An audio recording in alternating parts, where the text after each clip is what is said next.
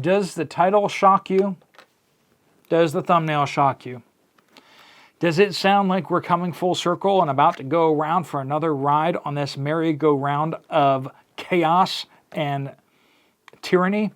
Yes. Yes, if that's the case, you are right, because you've gotten the right indication here. So last week, a Cambodian girl, age 11, died from bird flu. Now, her father also tested positive for bird flu. So the question really is, did he get it from the birds just like she did, or did he get it from her? And if it is a confirmed case of human-to-human transfer of bird flu, that is serious. Because so far, it's very, very difficult for humans to give bird flu to other humans. It's difficult for birds to give it to humans, but it's just unheard of it for it going from human to human. If that has changed, it does indicate that the virus may have changed. If that is the case, very alarming out there. More alarming to me, however, is some of these statements I'm seeing out of the WHO. If you've been watching the news at all, you probably know already about how the Biden administration has been trying to move into a treaty that doesn't have to be approved by the Senate. A treaty that doesn't have to be approved by the Senate. If you know how politics happen or how laws are passed, you know every treaty needs to be approved by the Senate. But of course, there's been a previous administration that was very adamant into creating these quasi-treaties that don't actually have to be approved by the Senate because they knew they couldn't be approved by the Senate. But they're trying to do the same thing where they're creating a legally binding rule that the United States will have to follow the WHO guidelines. Whatever WHO says is what the United States will have to implement, because apparently we have too much freedom here, and it's making the whole world nervous. Europe was able to strip most of their rights, unless you were in certain Scandinavian countries, where they just all these rules are stupid. They're not backed up by anything, so we're just not going to do them. And everyone said, well, it's going to go really, really bad for you. And then afterwards, it didn't go bad for them. But anyway, why wouldn't we necessarily want to do that? But what is WHO doing? WHO is saying, well, this is a threat out there, so why don't we do human trials on a brand new one? Now that we've got all these people lining up to take the pat on the shoulder before, let's do it again. Let's have another one. So they're just completing, actually, the tests on the human trials on a brand new one that they can mandate everybody take. They have found, they don't actually know the new specific strain because it doesn't exist yet, hasn't been discovered yet. The one that's going to go from human to human, that's the one that's to be concerned about. That's the one we're going to need to kind of manufacture it to fight against. Since we haven't discovered it and hasn't, you can't actually make a until you actually have discovered it. So what are they doing? They're coming up with ones that will trigger immune responses. Have you been down this road before? Yes, we have. All right, so all this is focused in on if bird flu starts to spread from human to human, they are building the infrastructure. They've already laid a lot of the groundwork from, prior incident here in the world. They want to do all of that, like that, and then they want to go way further. Way further.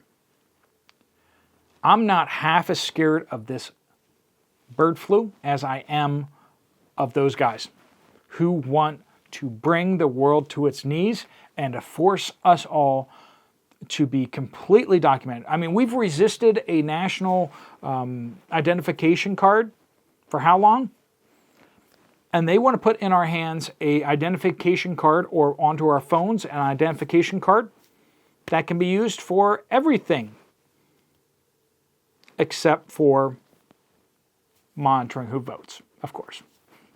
Wouldn't do that. I mean, that would be racism. Can't do that. Can't do that. So we want a national ID that everyone will have to have so that we can track everyone. They want to make it so that you have to use that ID in order to access the internet. Yes, they're talking about that. They want to make sure you use that ID to go into a store to buy food. If you're not up to date on it's the social credit score. If you have the wrong social credit score, or if you're flagged in China and you go into a store, alarms go off and the police show up and arrest you. Friends, we are not that far away from a society where that is, they want to take away your boomsticks, and there's good reason for that. Because the things that they want to do to you, you're not going to really be on board with it. And so they don't really care if you're on board with it if you can't do anything about it.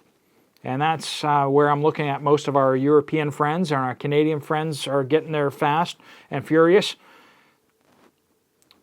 If you can take your trucker rally down to the Capitol, but that's about all you can do. If all you can do is get your tractors out there and spraying poo on stuff like in France and in the Netherlands, if that's all you can do, they don't really care what you think.